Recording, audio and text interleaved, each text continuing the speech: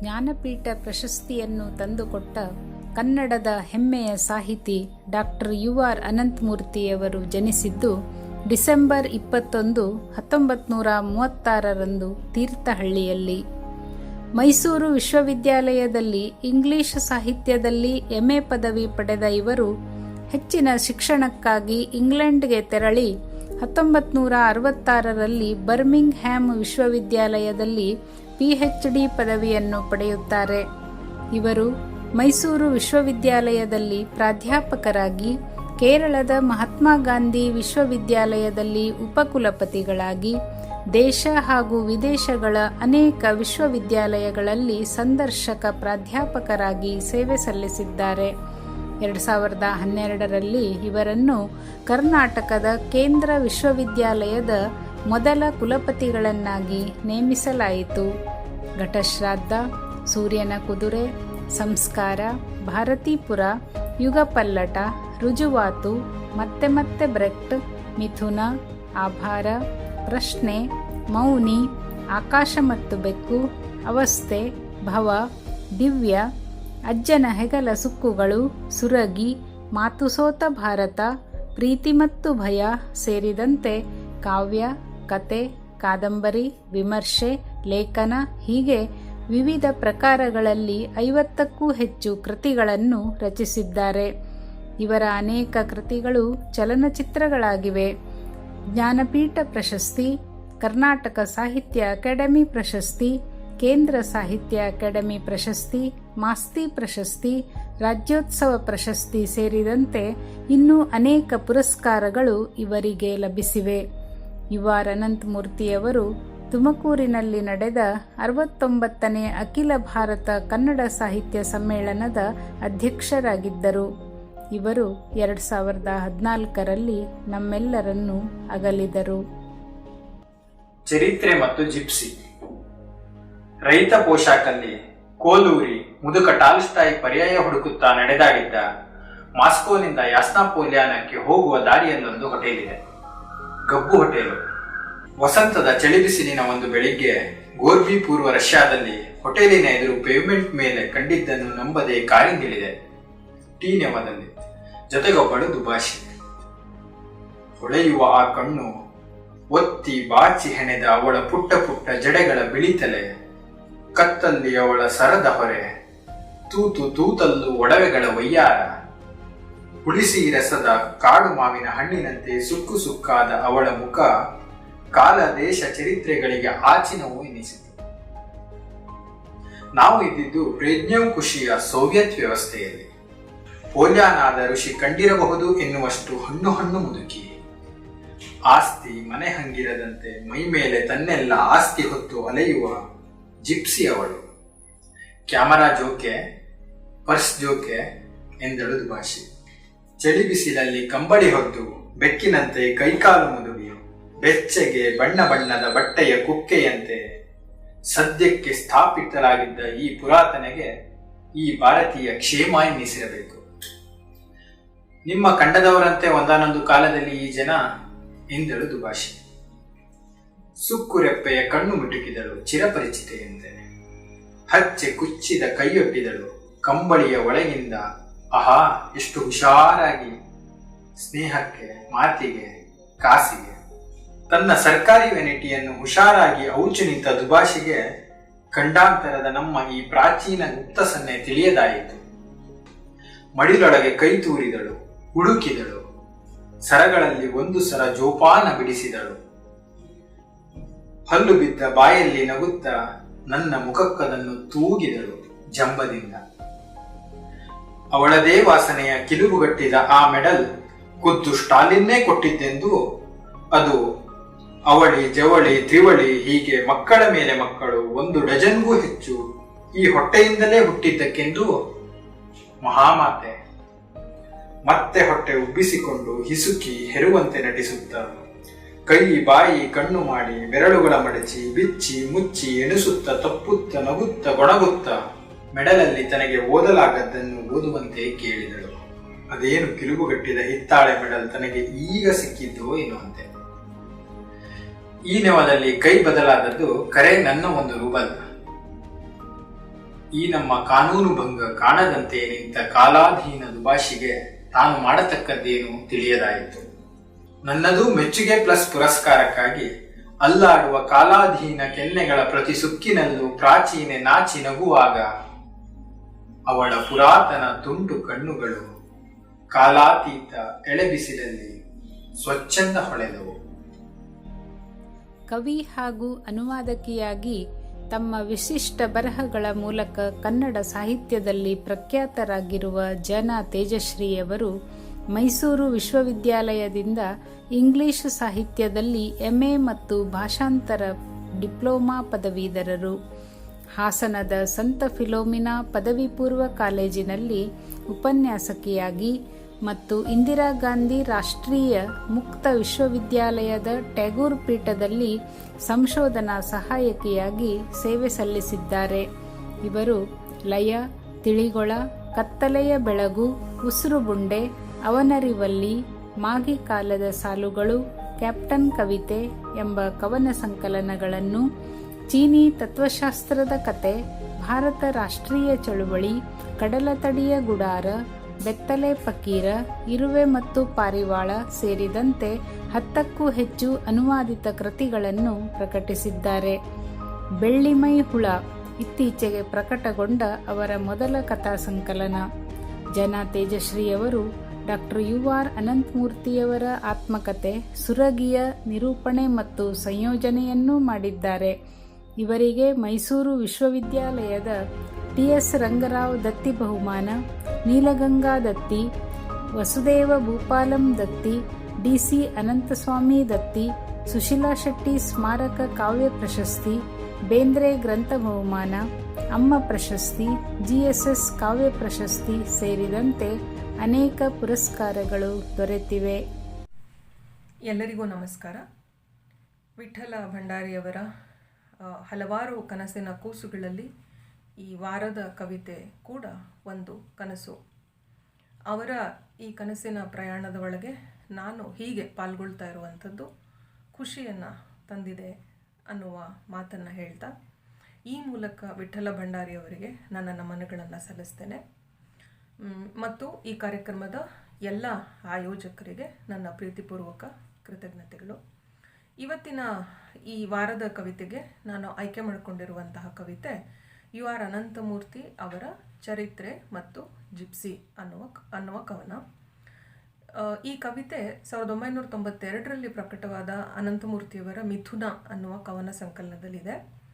ಈ ಕವನದ ವಿಶ್ಲೇಷಣೆಗೆ ನಾನು ತೊಡಗುವುದಕ್ಕೆ ಮೊದಲು ಅನಂತಮೂರ್ತಿಯವರ ಒಟ್ಟಾರೆ ಕವಿತೆಗಳ ಕುರಿತಾಗಿ ಒಂದೆರಡು ವಿಚಾರಗಳನ್ನು, ಸಂಗತಿಗಳನ್ನು ನಾವು ಗಮನಿಸ್ಕೊಳ್ಬೇಕಾಗತ್ತೆ.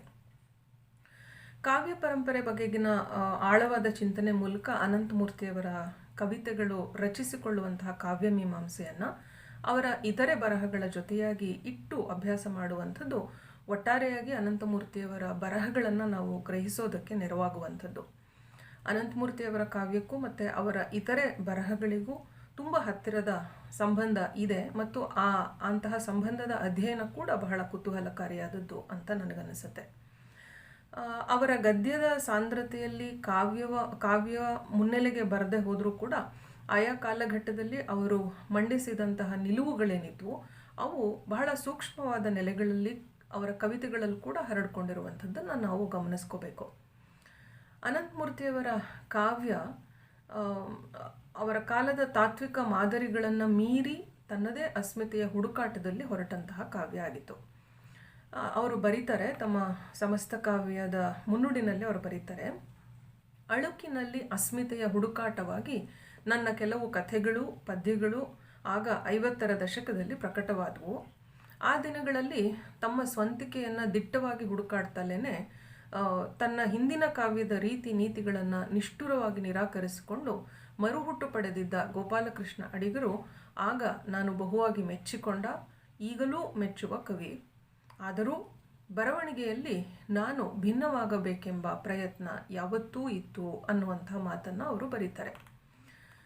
ನವ್ಯಕಾಲದ ಆರಂಭಕ್ಕೆ ಮೊದಲಿನ ಅನಂತಮೂರ್ತಿಯವರ ಭಾವತೀವ್ರತೆಯ ಕವಿತೆಗಳನ್ನು ಮತ್ತು ಆನಂತರದ ಅವರ ಗದ್ಯಗಂಧಿ ಕವಿತೆಗಳನ್ನು ನಾವು ಗಮನಿಸಿದಾಗ ನಮಗೆ ಅವರು ಕಾಲದ ಜೊತೆಗೆ ಮುಖಾಮುಖಿಯಾಗಿರುವಂತಹ ರೀತಿ ಯಾವುದು ಅನ್ನೋದು ತಿಳಿಯುತ್ತೆ.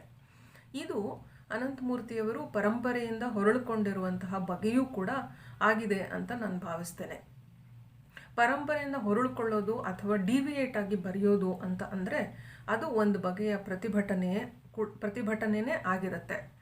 ಬಿಗಿಬಂಧದ ರಚನೆಯ ಗೋಪಾಲಕೃಷ್ಣ ಅಡಿಗರು ಭಾವಗೀತಾತ್ಮಕತೆ ಮತ್ತು ನಿಷ್ಠುರ ನಿಲುವಿನೊಳಗೆ ಒಂದು ಬಂಧವನ್ನು ಕಂಡುಕೊಂಡಂಥ ಲಂಕೇಶ್ರು, ಕೋಟೆಯಂತಹ ನಿಗೂಢ ಕಾವ್ಯದ ರಚನೆಗಳನ್ನು ಮಾಡಿದ BC ರಾಮಚಂದ್ರ ಶರ್ಮಾ ಅವರು, ಭಾಷೆಯ ಒಳಸುಳಿಗಳ ಒಳಗೆ ಒಂದು ಕಸೂತಿಯಂತಹ ಕವಿತೆಗಳನ್ನು ಬರೆದ AK ರಾಮಾನುಜನ್ನು, ಈ ಎಲ್ಲ ಮಾದರಿಗಳನ್ನು ನಿರಾಕರಿಸಿ ಅನಂತಮೂರ್ತಿಯವರು ಒಂದು ಭಿನ್ನ ಹುಡುಕಾಟವನ್ನು ತಮ್ಮ ಕಾವ್ಯದಲ್ಲಿ ನಿರಂತರವಾಗಿ ನಡೆಸಿದ್ದಾರೆ.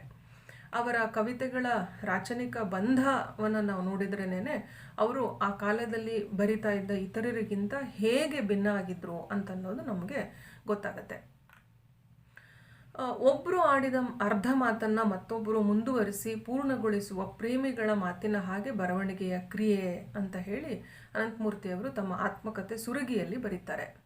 ಅವರ ಬಹುಪಾಲು ಕವಿತೆಗಳು ಮತ್ತು ಇಂಗ್ಲೀಷ್ನಲ್ಲಿ ಆ್ಯಂಡ್ ಅಂತ ನಾವೇನನ್ನು ಕರಿತೀವಿ ಅಂತಹ ಆ ಕೂಡು ಪದದಿಂದ ಹೆಣೆದುಕೊಂಡಿರುವಂಥದ್ದನ್ನು ನಾವು ಈ ಹಿನ್ನೆಲೆಯಲ್ಲಿ ನೋಡಬೇಕಾಗತ್ತೆ.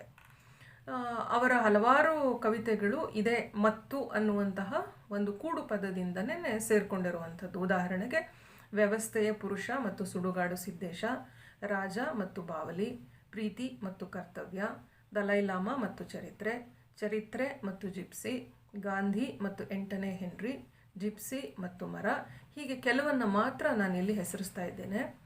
ಈ ಕವಿತೆಗಳಲ್ಲಿ ಈ ಎಲ್ಲ ಯಾವುದೇ ಕವಿತೆಗಳನ್ನು ನಾವು ತಗೊಂಡ್ರೂ ಕೂಡ ಅದರಲ್ಲಿ ಒಂದು ಸಂಗತಿ ಮತ್ತೊಂದನ್ನು ಮುಟ್ತಾ, ಮತ್ತೊಂದಕ್ಕೆ ಹೆಣ್ಕೋತಾ, ಅದನ್ನು ಬೆಳೆಸ್ತಾ, ಮತ್ತು ತಾನೂ ಅದರ ಮೂಲಕ ಬೆಳೀತಾ ಹೋಗುವಂಥ ಒಂದು ಕ್ರಮವನ್ನು ನಾವು ನೋಡಬಹುದು. ಅನಂತಮೂರ್ತಿಯವರಿಗೆ ವೈಚಾರಿಕತೆ ಅಂತ ಹೇಳಿದ್ರೆ ಅದೊಂದು ಕೇವಲ ಅನಲಿಟಿಕಲ್ ಸ್ಕಿಲ್ ಮಾತ್ರ ಆಗಿರಲಿಲ್ಲ, ಅದು ವ್ಯಕ್ತಿಯ ಒಳಗಿನ ತಳಮಳಗಳನ್ನು ಹೇಳುವ ಬಗೆ ಆಗಿತ್ತು ಅಂತ ಹೇಳಿ ಅವರು ನಂಬಿದ್ರು. ಹಾಗಾಗಿನೇ ಅವರು ನಮ್ಮ ತಳಮಳಗಳನ್ನು ಯಾವ ವಿಚಾರಗಳು ಹೇಳ್ತವೆಯೋ ಆ ವಿಚಾರಗಳು ನಮ್ಮ ಕಾವ್ಯದ ಒಳಗೂ ಬರೋದಕ್ಕೆ ಸಾಧ್ಯ ಆಗುತ್ತೆ, ಬರದೇ ಇದ್ದರೆ ಅದು ಕೇವಲ ವಿಚಾರ ಆಗಿ ಉಳ್ಕೊಳ್ಳುತ್ತೆ ಅನ್ನುವ ಮಾತನ್ನು ಸುರುಗಿನಲ್ಲಿ ಬರೀತಾರೆ. ಇದಿಷ್ಟು ಅನಂತಮೂರ್ತಿಯವರ ಕಾವ್ಯವನ್ನು ನಾವು ಒಳಗೊಳ್ಳೋದಕ್ಕೆ ಅಗತ್ಯವಾಗಿ ಅರಿಯಬೇಕಾದಂತಹ ಒಂದು ಚೌಕಟ್ಟು ಅಂತ ನಾನು ಭಾವಿಸ್ತೇನೆ. ಇಷ್ಟು ಚೌಕಟ್ಟನ್ನು ಇಟ್ಟುಕೊಂಡು ನಾವು ನಾನು ಚರಿತ್ರೆ ಮತ್ತು ಜಿಪ್ಸಿ ಕವಿತೆಯ ವಿಶ್ಲೇಷಣೆಯನ್ನು ಮಾಡೋಕ್ಕೆ ಪ್ರಯತ್ನ ಪಡ್ತೇನೆ. ಈ ಕವಿತೆ ಏನಿದೆ, ಚರಿತ್ರೆ ಮತ್ತು ಜಿಪ್ಸಿ ಕವಿತೆ, ಇದು ಪ್ರಥಮ ಪುರುಷ ನಿರೂಪಣಾ ಕ್ರಮದಲ್ಲಿ ಇದೆ. ಇದರ ನಿರೂಪಕ ಸೋವಿಯತ್ ಯೂನಿಯನ್ ಒಡೆದು ಚೂರಾಗೋದಕ್ಕೆ ಮುಂಚೆ ಇದ್ದಂತಹ ಗೊರ್ಬಚೇವ್ ಪೂರ್ವ ಕಾಲದಲ್ಲಿ ರಷ್ಯಾಕ್ಕೆ ಭೇಟಿ ನೀಡಿದ್ದಾಗ ಆದ ಒಂದು ಅನುಭವವನ್ನು ಇದರಲ್ಲಿ ವರ್ಣಿಸ್ತಾ ಇದ್ದಾನೆ. ಕವಿತೆ ನಡೆಯುವಂಥ ಕಾಲಕ್ಕೂ ಮತ್ತು ಅದನ್ನು ಬರೆದಂತಹ ಕಾಲಕ್ಕೂ ಸಾಕಷ್ಟು ಅಂತರ ಇದೆ. ಇಲ್ಲಿ ಕವಿತೆಯಲ್ಲಿ ಹಾದಿಬದಿಯಲ್ಲಿ ಕುಳಿತಿರುವ ಒಬ್ಬಳು ಜಿಪ್ಸಿ ಮುದುಕಿಯನ್ನು ನಿರೂಪಕ ನೋಡ್ತಾನೆ. ಅವನು ಕಾರ್ನಲ್ಲಿ ಹೋಗ್ತಾ ಇರ್ತಾನೆ. ಅವಳನ್ನು ನೋಡಿ ಆತ ಕಾರನ್ನು ನಿಲ್ಲಿಸಿ ಕಾರಿಂದ ಇಳಿದು ಅವಳ ಜೊತೆಗೆ ಒಂದಷ್ಟು ಗಳಿಗೆಗಳನ್ನು ಕಳೀತಾನೆ. ಆ ಗಳಿಗೆಗಳ ಅನುಭವದ ಕಥನ ಈ ಕವಿತೆ ಆಗಿದೆ. ಹಾಗೆ ನೋಡಿದರೆ ಇದು ಕಥೆಯಂತಹ ಕವಿತೆ ಆಗಿ ಕಾಣುತ್ತೆ, ಆದರೆ ಕಥನ ಕವನ ಅಲ್ಲ. ಸಾಂಸ್ಕೃತಿಕ ನೆನಪುಗಳು ಮತ್ತು ಒಳನೋಟಗಳು ಕೂಡ ಈ ಕವಿತೆ ಒಳಗಡೆ ದಟ್ಟವಾಗಿ ಇರೋದರಿಂದಾಗಿ ಇದು ಒಟ್ಟಾರೆಯಾಗಿ ನನಗೆ ಚಿತ್ರ ಪ್ರತಿಮೆಗಳ ಕೊಲಾಜ್ ಆಗಿ ಈ ಕವಿತೆ ಕಾಣುತ್ತೆ. ಜಿಪ್ಸಿ ಅಂತ ಹೇಳಿದರೆ ಒಂದು ಕಡೆ ನಿಲ್ಲದೆ ಅಲಿಯುವವರು ಅಂತ ಹೇಳಿ ಅರ್ಥ. ಇವರು ಜಿಪ್ಸಿಗಳು ಚರಿತ್ರೆಯಲ್ಲಿ ದಾಖಲಾಗಿರುವ ಪ್ರಮಾಣ ಇಲ್ಲವೇ ಇಲ್ಲ ಅನ್ನುವಷ್ಟು ಕಡಿಮೆ ಇದೆ. ಈ ಕವಿತೆ ಅಜ್ಜಿ ಏನಿದ್ದಾಳೆ ಅವಳು ಬರೀ ಕೇವಲ ಅಜ್ಜಿ ಅಂತ ಆಗದೆ ಜಿಪ್ಸಿ ಅಂತ ಹೇಳಿ ಅವರು ಕರೆದಿರುವಂಥದ್ದನ್ನು ಕೂಡ ನಾವು ಈ ಹಿನ್ನೆಲೆಯೊಳಗೆ ಗಮನಿಸ್ಕೋಬೇಕಾಗತ್ತೆ. ಈ ಜಿಪ್ಸಿ ಮುದುಕಿಯ ಪೂರ್ವಜರು ಏಷ್ಯಾ ಖಂಡದಿಂದ ಬಂದವರು ಅನ್ನುವ ಸೂಚನೆಯನ್ನು ಕೂಡ ಕವಿತೆ ನೀಡುತ್ತೆ. ಈ ಹಿನ್ನೆಲೆ ಒಳಗೆ ಕವಿತೆ ಸಂಸ್ಕೃತಿಗಳ ಮುಖಾಮುಖಿಯಾಗಿ ಕೂಡ ನನಗೆ ಕಾಣುತ್ತೆ. ಕವಿತೆಯ ಜೀವ ಮತ್ತು ಜೀವಂತಿಕೆ ಇರುವಂಥದ್ದು ಅದು ಓದಿದಾಗ ಓದುಗರ ಮನಸ್ಸಿನಲ್ಲಿ ಮರುಸೃಷ್ಟಿಗೊಳ್ಳುವ ಬಗೆಯಲ್ಲಿ ಅಂತ ನಾನು ನಂಬಿದ್ದೇನೆ. ಕವಿತೆಯ ಜಿಪ್ಸಿ ಮುದುಕಿಯಂತಹ ವ್ಯಕ್ತಿಯನ್ನು ಅಥವಾ ಮುದುಕಿಯನ್ನು ನಾವು ನಮ್ಮ ಜೀವನದಲ್ಲಿ ಬೇರೆಯ ಸ್ವರೂಪದಲ್ಲಿ ಕಂಡಿರ್ತೇವೆ. ಆದರೆ ಈ ಕವಿತೆಯಲ್ಲಿ ಈ ಸಣ್ಣ ಮುಖಾಮುಖಿ ಏನಿದೆ ಅದು ಹಲವಾರು ಸಂಗತಿಗಳ ಜೊತೆಗೆ ಹೆಣೆದುಕೊಳ್ಳುವಂಥದ್ದು, ಕನೆಕ್ಟ್ ಆಗುವಂತಹ ಬಗೆಯಿಂದಾಗಿ ಈ ಕವಿತೆ ಬಹಳ ಭಿನ್ನವಾಗಿ ನಮ್ಮ ಸಾಮಾನ್ಯ ಅನುಭವವು ಇನ್ನೊಂದು ನೆಲೆಗೆ ಹೋಗುವಂತಹ ಒಂದು ಕಾರಣ ಏನಿದ್ದಿರಬಹುದು ಅಂತಂದರೆ ಬಹುಶಃ ಇದೆ ಅಂತ ಅನಿಸುತ್ತೆ.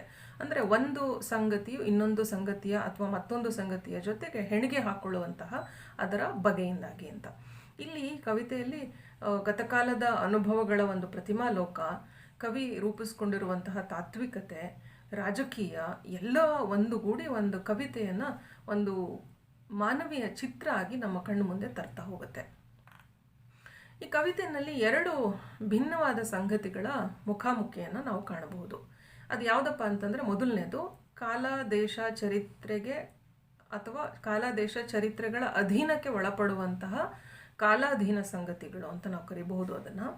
ಮತ್ತೊಂದು ಸಂಗತಿ ಯಾವುದಪ್ಪ ಅಂತಂದರೆ, ಈ ಕಾಲ ದೇಶ ಚರಿತ್ರೆಗಳ ಕಟ್ಟನ್ನು ಮುರಿಯುವಂತಹ ಕಾಲಾತೀತ ಸಂಗತಿಗಳು ಅಂತ. ಇಲ್ಲಿ ಈ ಕಾಲಾಧೀನ ಮತ್ತು ಈ ಕಾಲಾತೀತ ಸಂಗತಿಗಳು ಎರಡೂ ಕೂಡ ಪರಸ್ಪರ ವಿರೋಧಗಳಾಗಿ ಕಾಣುವುದಿಲ್ಲ ಅನ್ನೋದು ಕೂಡ ಬಹಳ ಮುಖ್ಯ ಇಲ್ಲಿ.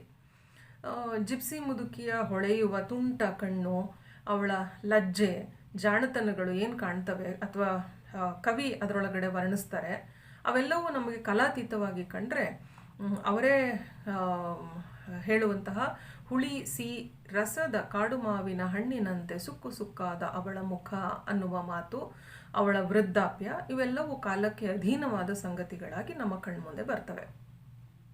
ಅನಂತಮೂರ್ತಿಯವರು ಅದೆಷ್ಟು ಸ್ಫುಟವಾಗಿ ಈ ಜಿಪ್ಸಿಯ ಚಿತ್ರವನ್ನು ನಮ್ಮ ಕಣ್ಣೆದುರಿಗೆ ತರ್ತಾರೆ ಅಂತ ಹೇಳಿದರೆ, ಆಕೆ ಈ ಕಾಲಾಧೀನ ಮತ್ತು ಕಾಲಾತೀತಗಳ ಮಥನದಿಂದ ಹೊಮ್ಮುವ ಒಂದು ಮಾನವೀಯ ಪ್ರತಿಮೆಯಾಗಿ ನಮಗೆ ತೋರ್ತಾಳೆ. ಒಬ್ಬ ಕಲಾವಿದ ಬಣ್ಣ ಪೆನ್ಸಿಲ್ನಿಂದ ಒಂದೊಂದೇ ಗೆರೆಯಲ್ಲಿ ಒಂದೊಂದು ಬಣ್ಣದಲ್ಲೇ ಅವನು ಮೂಡಿಸುವಂತಹ ಸ್ಪಷ್ಟವಾದ ಆಕಾರ ಅಥವಾ ಚಿತ್ರದ ರೀತಿಯಲ್ಲಿ ಮುದುಕಿಯ ಚಿತ್ರ ಕೂಡ ನಮ್ಮ ಕಣ್ಮುಂದೆ ಬಂದು ನಿಲ್ತಾ ಹೋಗುತ್ತೆ.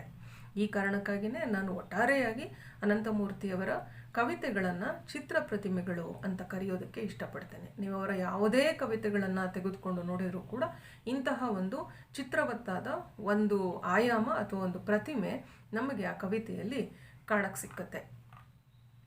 ಈ ಜಿಪ್ಸಿ ಕವಿತೆಯಲ್ಲಿ ಜಿಪ್ಸಿ ಹತ್ತಿರ ಇರುವಂತಹ ಆಕೆ ಹೇಳುವ ಖುದ್ದು ಸ್ಟಾಲಿನ್ನೇ ಕೊಟ್ಟಿದ್ದು ಅಂತ ಅನ್ನುವ ಒಂದು ಕಿಲುಬುಗಟ್ಟಿದ ಹಿತ್ತಾಳೆ ಮೆಡಲ್ ಏನಿದೆ, ಅದು ಕಾಲಕ್ಕೆ ಅಧೀನವಾಗಿ ಮುರಿದು ಬೀಳುವಂತಹ ಸಾಮ್ರಾಜ್ಯ, ಅಧಿಕಾರ, ಕೋಟೆ ಕೊತ್ತಲಗಳ ಕಿಲುಬುಗಟ್ಟುವಿಕೆಯ ಸಂಕೇತವಾಗಿ ನಮಗೆ ಕಂಡ್ರೆ, ಇತಿಹಾಸದ ಆ ಕಾಲಘಟ್ಟವನ್ನು ಹಾಯ್ದು ಬಂದಿರುವಂತಹ ಆ ಜಿಪ್ಸಿಯ ಮೂಲಕ ಕವಿಯು ಕಾಣಿಸುವಂತಹ ಒಂದು ತುಂಟತನ, ಜೀವಂತಿಕೆಗಳಿಂದವೆ ಅವು ಕಾಲಾತೀತವಾಗಿ ನಮಗೆ ಕಾಣ್ತಾ ಹೋಗ್ತವೆ.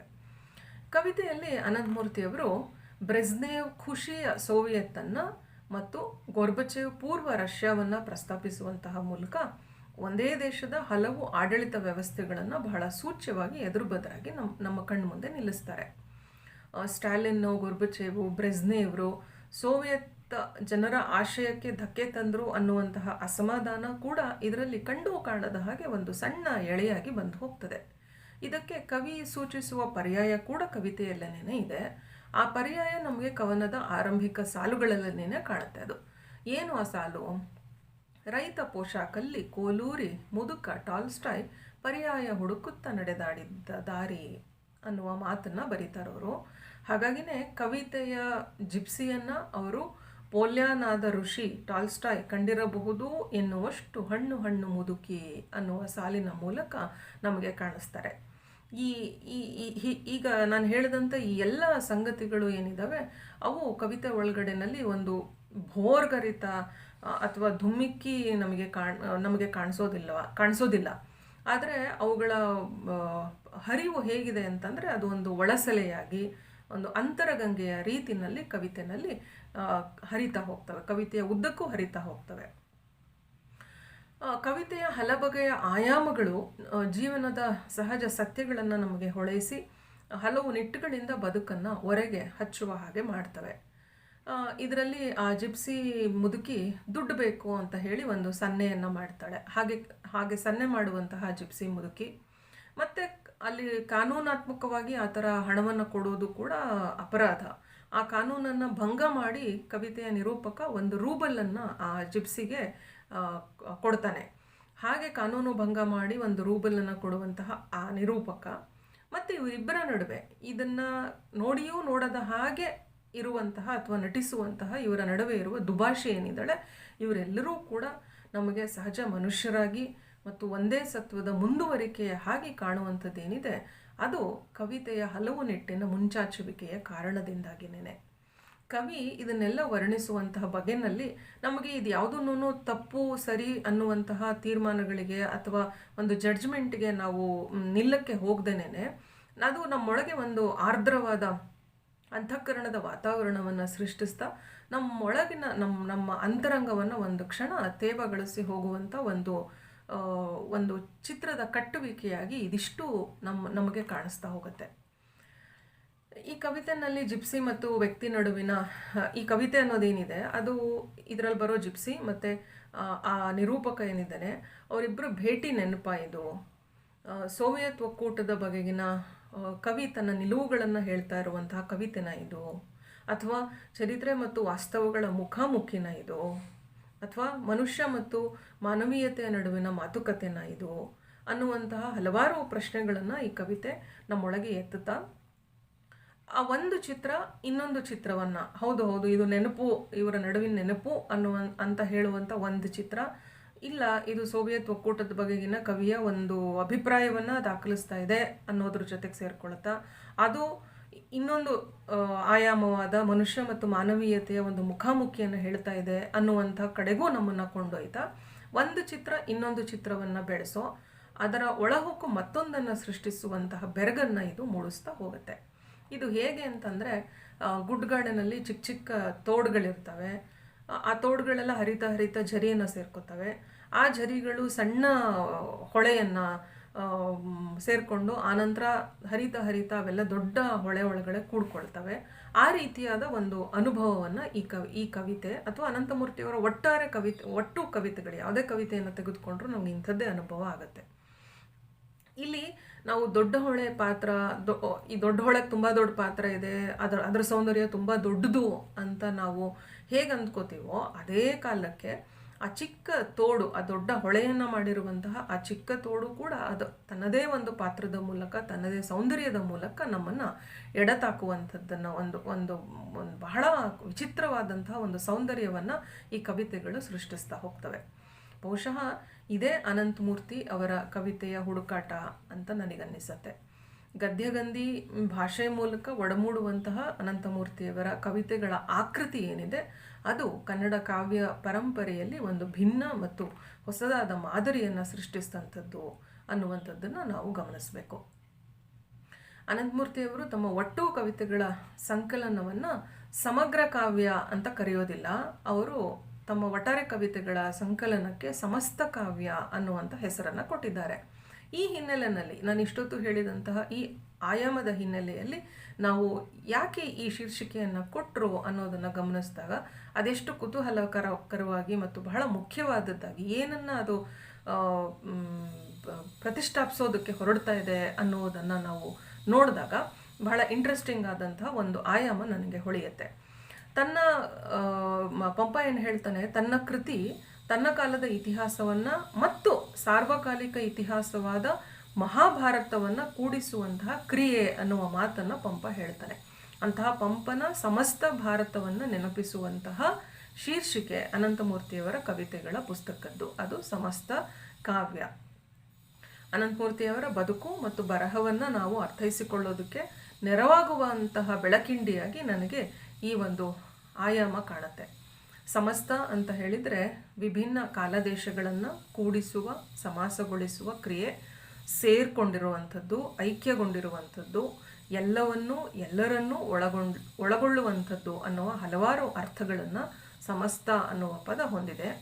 ಅನಂತಮೂರ್ತಿಯವರ ಈ ದೃಷ್ಟಿಕೋನ ಏನಿದೆ ಅದು ಪಂಪನ ಮುಂದುವರಿಕೆ ಆಗಿರಬಹುದು ಅಂತ ಅನ್ನೋದು ಅವರ ಯಾವುದೇ ಕವಿತೆಯನ್ನು ನೋಡಿದಾಗ ಯಾರಿಗಾದರೂ ಥಟ್ಟನೆ ಹೊಳೆಯುತ್ತೆ. ಒಂದು ಮತ್ತೊಂದಕ್ಕೆ, ಮತ್ತೊಂದು ಇನ್ನೊಂದಕ್ಕೆ ತೆಕ್ಕೆ ಹಾಕಿಕೊಳ್ಳುವಂತಹ ಮತ್ತು ಒಂದನ್ನು ಮತ್ತೊಂದರಿಂದ ಬಿಡಿಸಕ್ಕೆ ಆಗದೇ ಇರುವ ಹಾಗೆ ಲೋಕವನ್ನು ಅವರು ಕಾಣುವ ಮತ್ತು ಅದನ್ನು ಓದುಗರಿಗೂ ಕಾಣಿಸುವಂತಹ ಅನಂತಮೂರ್ತಿಯವರ ಕ್ರಮ ಏನಿದೆ ಅದು ಕನ್ನಡ ಕಾವ್ಯ ಪರಂಪರೆಯ ಒಂದು ಮುಖ್ಯವಾದ ಮತ್ತು ಬಿಗಿಯಾದ ಕೊಂಡಿ ಅಂತ ಹೇಳ್ತಾ ಇಲ್ಲಿ ನನಗೆ ಇಷ್ಟು ಮಾತನಾಡಲಿಕ್ಕೆ ಅವಕಾಶವನ್ನು ಮಾಡಿಕೊಟ್ಟಂತಹ ಎಲ್ಲ ಕಾರ್ಯಕ್ರಮದ ಎಲ್ಲ ಆಯೋಜಕರಿಗೂ ನನ್ನ ಪ್ರೀತಿಪೂರ್ವಕ ನಮಸ್ಕಾರಗಳನ್ನು ಸಲ್ಲಿಸ್ತಾ ನನ್ನ ಮಾತನ್ನು ಮುಗಿಸ್ತೇನೆ. ನಮಸ್ಕಾರ. ವಿಡಿಯೋವನ್ನು ವೀಕ್ಷಿಸಿದ್ದಕ್ಕಾಗಿ ಧನ್ಯವಾದಗಳು. ಈ ವಿಡಿಯೋವನ್ನು ಇತರರಿಗೂ ಶೇರ್ ಮಾಡಿ ನಮ್ಮ ಚಾನಲ್ಗೆ ಸಬ್ಸ್ಕ್ರೈಬ್ ಆಗಿ. ಹಾಗೆ ನಿರಂತರ ಸುದ್ದಿಗಳಿಗಾಗಿ ಬೆಲ್ ಐಕಾನ್ ಅನ್ನು